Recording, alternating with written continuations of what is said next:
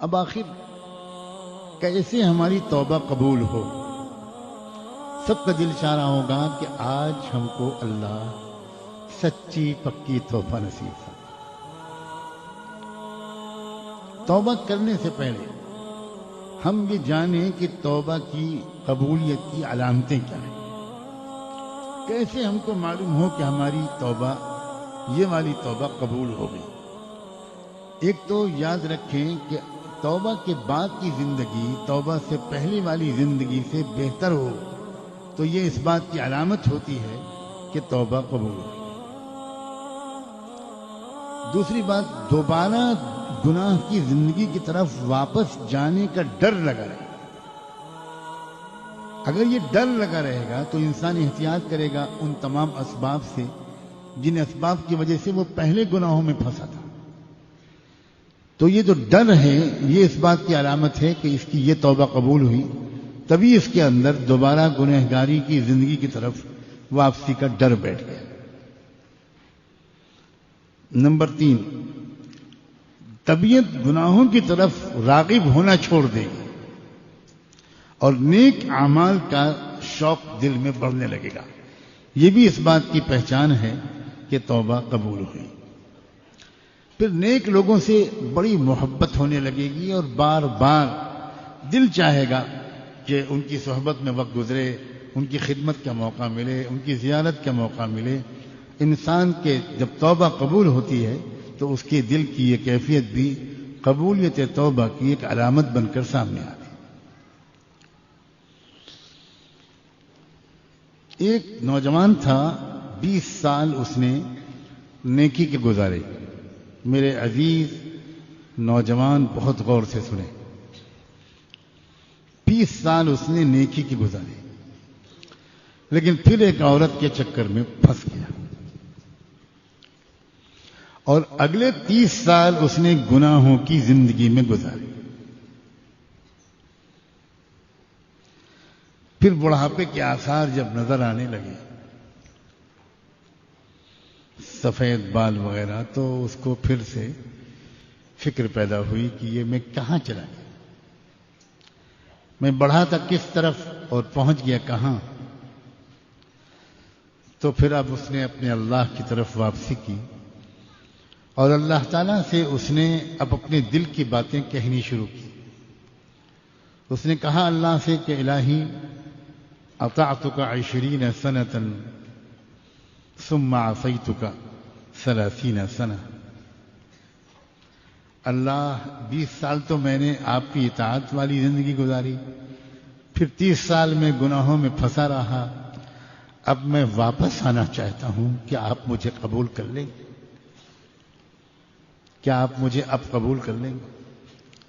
مانتا رہا، یہی بات دہراتا رہا، روتا رہا، کہتا رہا، روتا رہا، کہتا رہا۔ اس کو یقین یہ تو تھا کہ ہے رب جو سن رہا ہے، تو وہ اس سے کہتا رہا، نہ جانے گھنٹوں یہی باتیں وہ اللہ سے کہتا رہا۔ اچانک اس کو ایک آواز سنائی پڑی، اس نے توجہ کی اور سننے کی کوشش کی، سمجھنے کی کوشش کی کہ یہ آواز کیا ہے، یہ کوئی کیا کہہ رہا ہے۔ تو اس کو جو پیغام سننے کو ملا وہ پیغام یہ تھا، عبدی احببتنا فاحببناک، میرے بندے تو نے مجھ سے دوستی کی تھی، ہم نے بھی تو اس کو اپنا دوست بنا لیا تھا، ہم بھی تمہارے دوست بن گئے تھے، پھر تم روٹھ گئے تو میں نے بھی توجہ ہٹا لی، لیکن انتظار میں رہا میں۔ اللہ اکبر، اللہ اکبر، کیا ہمارا یہ حال نہیں ہے؟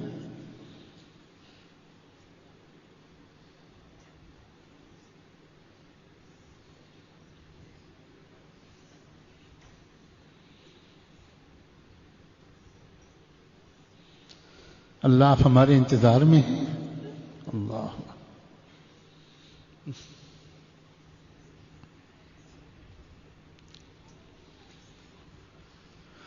اور پھر تو گناہ پہ گناہ کرتا رہا، پھر بھی میں روٹھا نہیں، میں تو اس سے مایوس نہیں ہوں، میں انتظار ہی میں بیٹھا ہوں، اور آج تو واپسی کی بات کر رہا ہے۔ سن، ہم نے تو اس کو قبول کر لیا، تو آجا واپس۔ فَإِن رَجَعْنَا إِلَيْكَ قَبِلْنَاكَ فَإِن رَجَعْتَ إِلَيْنَا قَبِلْنَاكَ۔ ایک حدیث قدسی کا مضمون ہے، وَيْحَ ابْنِ آدم، کیا ہو گیا ہے آدم کے بیٹے کو، یذنب الذنب ثم یستغفرنی فاغفر لہ، گناہ کرتا ہے پھر اس کو مجھے یاد آتی ہے، مجھ سے معافی مانگتا ہے، میں معاف کر دیتا ہوں، پھر اس کے بعد گناہ کرنے لگتا ہے۔ ثم یذنب الذنب فیستغفرنی فاغفر لہ، پھر گناہ کرتا ہے مگر پھر اس کو میری یاد آتی ہے، پھر معافی مانگتا ہے، پھر میں اس کو معاف کر دیتا ہوں۔ وَيْحَ ابْنِ آدم، ابن آدم کو، آدم کی اولاد کو کیا ہوا ہے؟ لا هو يترك الذنب من مخافتي ولا ييأس من مغفرتي، نہ تو وہ میرے خوف کی وجہ سے گناہوں کو ہمیشہ کے لیے چھوڑ پاتا ہے، اور نہ وہ میری مغفرت سے مایوس ہوتا ہے، امید بھی ہے اس کو مجھ سے، اس لیے گناہ کے بعد پھر معافی مانگ لیتا ہے۔ سنو فرشتو، اشہدکم یا ملائکتی انی قد غفرت لہ، اے فرشتو گواہ رہنا، میں نے اپنے ایسے سب بندوں کو معاف کر دیا۔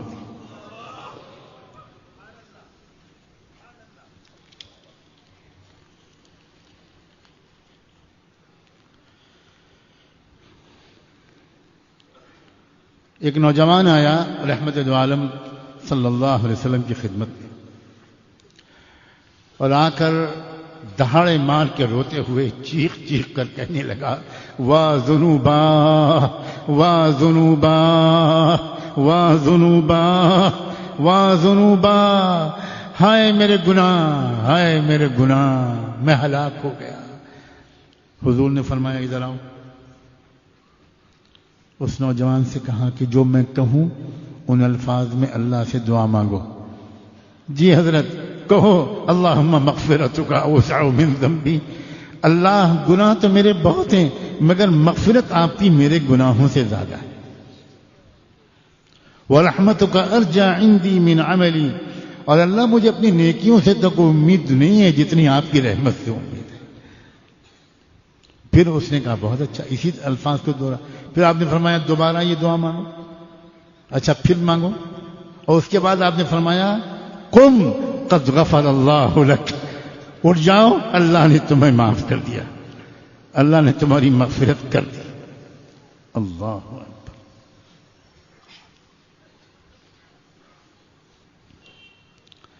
حضرت موسیٰ علیہ السلام نے اللہ سے پوچھا، اللہ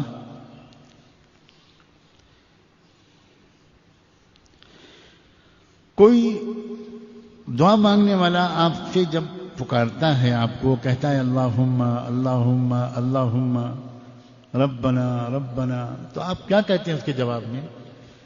تو اللہ تعالیٰ نے حضرت موسیٰ سے کہا، میں اس سے کہتا ہوں لبیک،